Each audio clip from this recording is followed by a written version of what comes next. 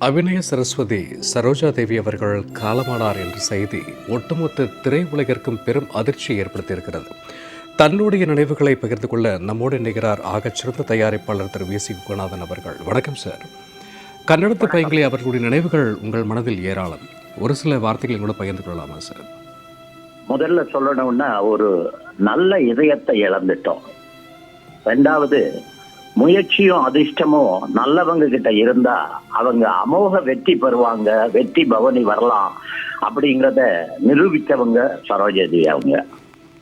ஒரு தடவை எனக்கு நல்லா ஞாபகம் இருக்கு. கனிமித்து பாப்பா, பெத்தம நம்பித்து, காசி யாத்திரை, தெய்வ குழந்தைகள், பத்தமா, இப்படி நிறைய படங்கள் நான் பண்ணிட்டு இருந்த நேரத்துல போன் பண்ணி கொஞ்சம் வீட்டுக்கு வர முடியுமான்னு கேட்டாங்க. நான் போனேன் அடையாறுல. அப்ப அவங்க காஃபி எல்லாம் கொடுத்துட்டு கேட்டது என்ன தெரியுமா, இந்த மாதிரி லேடிஸ் பிக்சர் பண்றீங்க, இப்படி லேடிஸுக்கு முக்கியத்துவம் இருக்கிற படங்கள்ல நடிக்கணும்னு எனக்கு ஆசை, உங்க படங்களை நான் நடிக்கலாமான்னு கேட்டாங்க. அவ்வளவு உயரத்துல இருந்தவங்க. அப்பதான் நான் வளர்ந்துகிட்டு வர்ற நேரத்துல நான் வயசுல சின்னவன், இதெல்லாம் யோசனை பண்ணாம கூப்பிட்டு அப்படி கேட்டவங்க. அதை நினைக்கும் போது எனக்கு ரொம்ப இப்ப கவலையா இருக்கு. அப்படிப்பட்ட ஒரு நல்லவங்க. பெப்சிக்கு நான் தலைவரான உடனே திடீர்னு ஒரு போன் வந்தது. எடுத்தா, நான் சரோஜாதேவி பேசுறேன், நீங்க தலைவராயிட்டீங்க, தலைவருக்கு ரொம்ப வேண்டியவங்க நீங்க, அதனால நான் இந்த பெப்சிக்கு ஏதாவது நன்கொடை கொடுக்கலாமா அப்படின்னு கேட்டாங்க. என்ன நீங்க விரும்புறீங்கன்னா, ஒரு 5 லட்சம் ரூபாய் அனுப்பி வைக்கட்டுமா? இல்ல அனுப்பாதீங்க, நீங்க எப்போவாவது சென்னைக்கு வரும்போது சொல்லுங்க, நான் பெப்சி ஃபங்க்ஷன் ஏதாவது ஏற்பாடு பண்ணி அப்ப நம்ம வாங்கிக்கிறோம் அப்படின்னு சொன்னேன். அந்த மாதிரி ஒரு நல்ல இதயம். இன்னொரு விஷயம், எந்த விழாவில் நாம உட்கார்ந்து இருந்தாலும் அவங்க தூரத்துல இருந்தாங்கன்னா எழுந்து எனக்கு மரியாதை வணக்கம்னு சொல்லிட்டு போவாங்க. அவங்க ஸ்டாண்டர்டுக்கு அவங்க அதை செய்ய வேண்டிய அவசியமே இல்லை.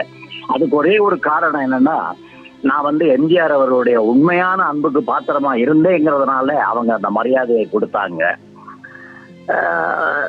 அபிநய சரஸ்வதினு சொன்னாங்க. அவங்க பரதநாட்டியத்துல வைஜந்தி மாலா மாதிரியோ அல்லது மற்றவங்க மாதிரியோ எல்லாம் பண்ணல. ஆனா அவங்களுடைய கண்கள், அவங்களுடைய முகம், அவங்களுடைய பிஹேவியர், இதெல்லாத்தையும் பாத்தீங்கன்னா படத்துல ரொம்ப பிரமாதமா இருக்கும். எங்க வீட்டு பிள்ளையில பாத்தீங்கன்னா, அல்லது நாடோடி மன்னர்ல பாத்தீங்கன்னா, அல்லது புதிய பறவையில பாத்தீங்கன்னா, பல படங்கள் இந்த மாதிரி சொல்லலாம்.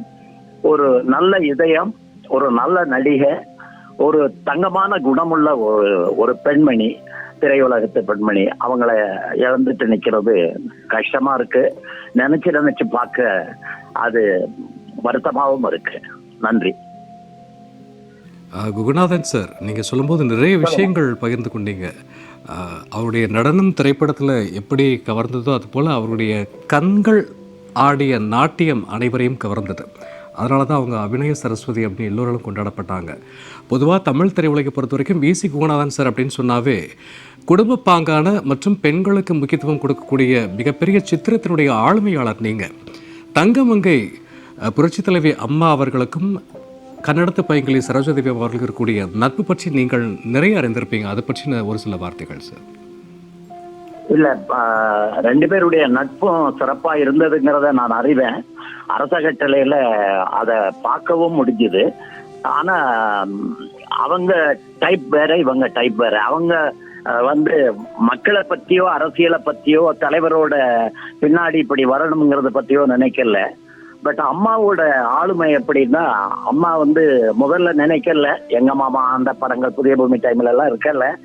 ஆனா அதுக்கு பின்னாடி அவங்க மக்களை பத்தி நினைச்சாங்க, மக்களுக்கு நல்லது செய்யணும்னு நினைச்சாங்க, நேர்மையா இருக்கணும்னு நினைச்சாங்க. புரட்சி தலைவரோட பேர் அழிஞ்சு போயிடக்கூடாது, அதை தன்னுடைய காலத்துல மீட்டெடுத்து இறுதி வரைக்கும் கொண்டு நிறுத்தணும்னு நினைச்சாங்க. அதையெல்லாம் செய்தாங்க.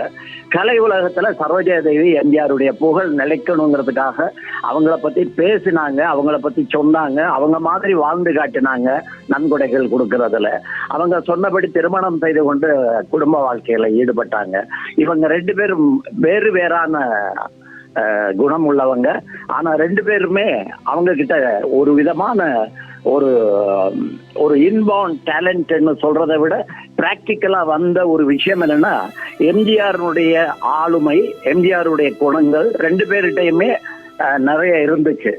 சரோஜாதேவி அவங்க அரசியலை விரும்பாதனால அது வரல. ஆனா அவங்களுடைய நட்பு, ஜெயலலிதா சரோஜாதேவியுடைய நட்பு அதிசயிக்கத்தக்க நட்பு, ரொம்ப சிறப்பா இருந்த நட்பு. தமிழ் திரையுலகத்துக்கு பல வழிகாட்டிகளுக்கு அது ஆதாரமா இருந்த ஒரு நட்பு. அப்படித்தான் நான் சொல்லுவேன். குகநாதன் சார், சரோஜா தேவி அம்மா அவர்கள் வேற்று மாநிலத்தைச் சேர்ந்தவர்களாக இருந்தபோதும் கூட தமிழ் ரசிகர்களால் பெரிதும் கொண்டாடப்பட்டவர். குறிப்பாக அவர்களுடைய நடிப்பு, நளினம் இதை தாண்டி பழகக்கூடியதில் மிகவும் எளிமையானவர்னு கேள்விப்பட்டிருக்கோம். உங்களுடைய அனுபவங்களில் ஒரு சில சார். இல்ல, சரோஜாதேவி அவங்க பெங்களூர்னு சொல்ல முடியாத அளவுக்கு அவங்களுடைய பேச்சு இப்பவும் என் காதுல அவங்க பேசுறது கேட்டுக்கிட்டு இருக்கு. யாருமே அதை இமிட்டேட் பண்ண முடியாது. அப்படி ஒரு தமிழ் பேசுவாங்க, ஒரு கொஞ்சம் தமிழ் பேசுவாங்க. அதை ஒரே ஒரு படத்துல மட்டும் மனோரமா பண்ணி அதை இமிட்டேட் பண்ணாங்க. அது சர்வசுந்தரம்ங்கிற படத்துல அந்த அம்மா மனோரமா அதை இமிட்டேட் பண்ணாங்க. ஆனா இமிட்டேட் பண்ணினா கூட அந்த கன்னடத்து பையங்களின்னு சொல்ற அவங்களுடைய அந்த ஒரு கொஞ்சம் குரல் அதை பேசும்போது அவங்க ஒரு கொஞ்சுற மாதிரி தான் எல்லா வார்த்தைகளும் இருக்கும். அவங்களுடைய அந்த அந்த நடிப்பு மக்களை ரொம்ப கவர்ந்தது ஒண்ணு.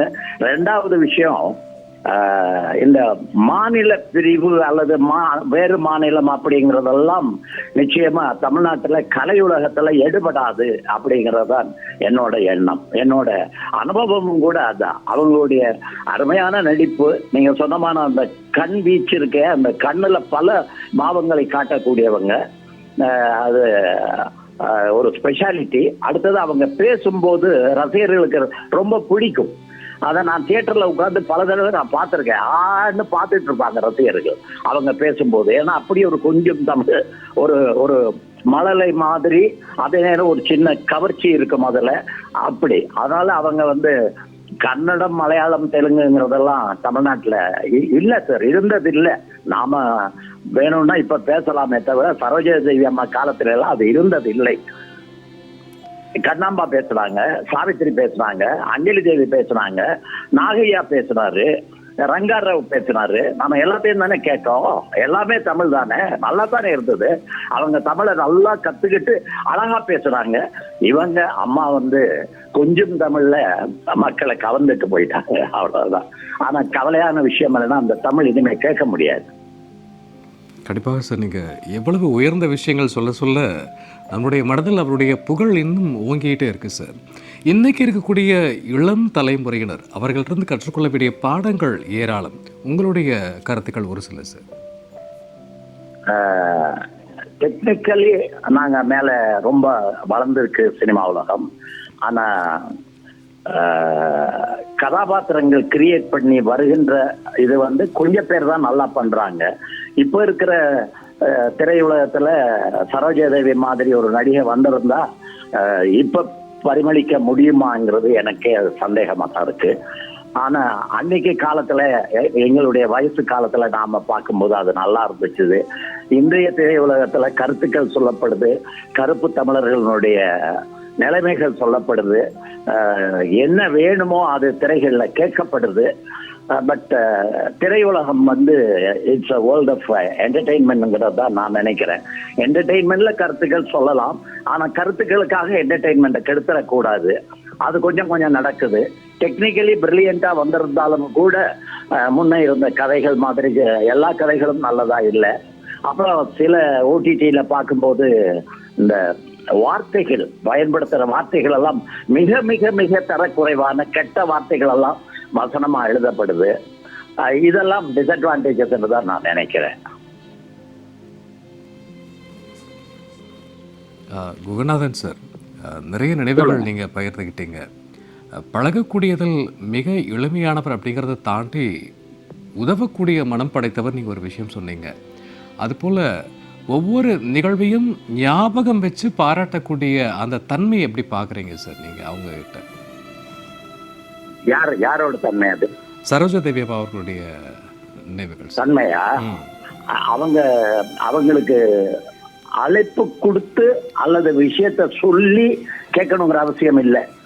அவங்களுக்கு தெரிய வந்தாலே ஒரு நல்ல நிகழ்ச்சி, ஒரு நல்ல விஷயம் அல்லது திரையுலகம் சம்பந்தப்பட்ட ஒரு மகத்தான விஷயம், அப்படி ஏதோ ஒரு விஷயம் நடக்குதுன்னு கேட்டா நாம அவங்களுக்கு தெரியப்படுத்த வேண்டிய அவசியமே இல்லை. அவங்களாவே தொடர்பு கொண்டு அதுல கலந்து கொண்டு அதுக்கான நன்மைகள் என்னென்ன செய்ய முடியுமோ அதை செய்து அதுல வந்து பங்கேற்கவும் செய்வாங்க. ஒரு வயசான காலத்துல கூட இங்க வந்திருந்தாங்க ஒரு ஃபங்க்ஷனுக்கு. நான் கூட பார்த்தேன். அவங்க அப்பவும் எழுந்து வந்தாங்க. எனக்கு நான் அவங்கள பார்க்கல. அவ எழுந்து வரும்போது தான் பார்த்துட்டு ஓடி போய் கையை பிடிச்சு திருப்பி அவங்கள கொண்டு போய் உட்கார வச்சுட்டு, எங்க தங்கியிருக்கீங்கன்னா, நான் உட்லண்ட்ஸ்ல தங்கியிருக்கேன், வர்றீங்களா கொஞ்சம் பேசலாம் அப்படியெல்லாம் கேட்டாங்க. அவங்க வந்து தானாகவே கலை உலக இதுகளில் கலந்து கொள்ளக்கூடியவங்க. கலை உலகத்தின் பேர்ல அவங்க வச்சிருந்தது ஒரு விதமான பிடிவாதமான பற்று. அதாவது வெறும் ஆசையோ அல்லது அப்படியெல்லாம் சொல்ல முடியாது. ஒரு பிடிவாதமான பற்று. நான் வாழ்ற வரைக்கும் நான் அபிநய சரஸ்வதி தான், நான் வந்து ஒரு நடிகை தான், நான் வந்து இதை மறக்க கூடாது, இது என்னுடைய பிரதர்ஹுட், இது என்னோட குடும்பம் அப்படின்னு நினைச்சு அங்கே இருந்து பெங்களூர்ல இருந்து இங்க வருவாங்க. அவங்கள போய் கன்னடம் சொல்றதுக்கு தயாரா இல்லை. குணநாதன் சார், நிறைய நினைவுகளை நீங்கள் மனம் திறந்து பகிர்ந்துக்கிட்டீங்க. மிக்க நன்றி சார் உங்கள் நினைவுகளுக்கு.